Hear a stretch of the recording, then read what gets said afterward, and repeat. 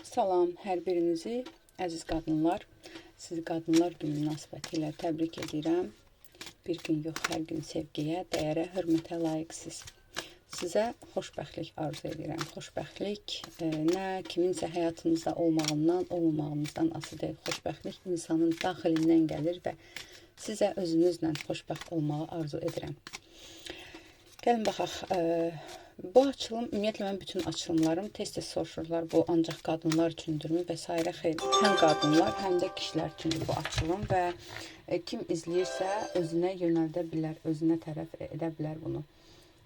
Gəlin baxaq, karma analizi edək. Hazırda nəyin karmasını yaşayırsan və nələr etməlisən ki, belə deyim də, bu sınaqdan keçmək üçün nəyin sınağını, nəyin karmasını yaşayırsan. Gəl baxaq.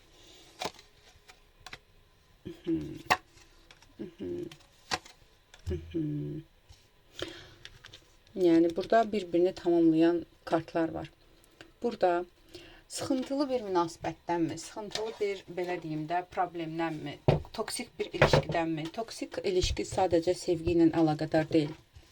Bu dostluqla əlaqədar ola bilər, qohumluq əlaqələri ilə əlaqədar ola bilər, toksik işlə, hər nədirsə toksik olan, sənə zərər verən bir şeydən uzaqlaşmanın karmasını yaşayırsan bu dəqiqə. Yəni, bu dəqiqə öz güvənini tamamlamaq üçün özünü seçməyin vaxtıdır.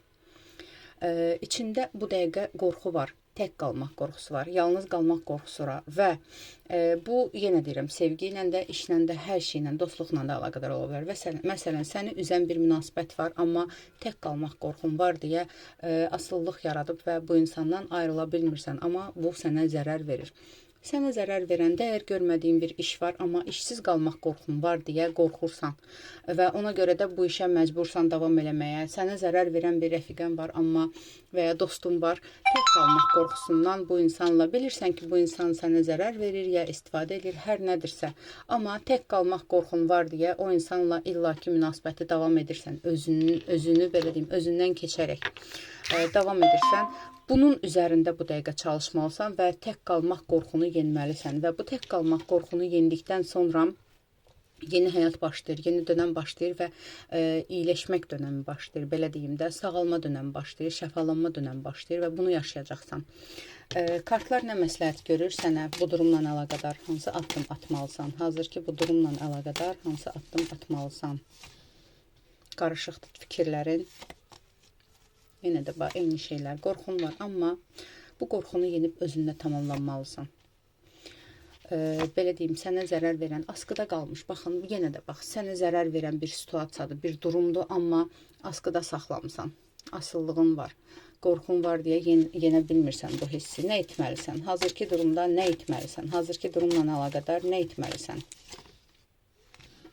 Bütün vəsvəsələrdən, bütün cazibələrdən azad olaraq konkret, kəskin bir qərar verib və geri çəkilməlisən. Sırf geri çəkilməlisən. Keçmişdə yaşadıqların, bütün sıxıntılarını, bütün əziyyətləri, belə deyim də, göz önünə qoyub, kəsib bitirməlisən. Bitirdikdən sonra nə olacaq? Bəs bu ilişkini, münasibəti, dostluğu fərq etmir. Bitirdikdən sonra səni nə gözləyir? Tam qorumada olacaqsan. İnan ki, yenilənəcəksən. Bax, kainat, ilahi qoruma səninlə olacaq. Maddi cəhətdən də sənin üçün xeyirli bir durum olacaq. Mənəvi cəhətdən də sənin üçün xeyirli bir durum olacaq. İstədiyin şeyləri daha tez əldə edəcəksən. Güc, qüvvət səninlə olacaq. Sadəcə bir addım at və bu, belə deyim də, bir teldən asılı qalmış bu münasibəti, ilişkini bitir. Aldım, qəbul edim, yaz ətraflı baxım üçünsə profilimdəki nömrə ilə əlaqə saxla.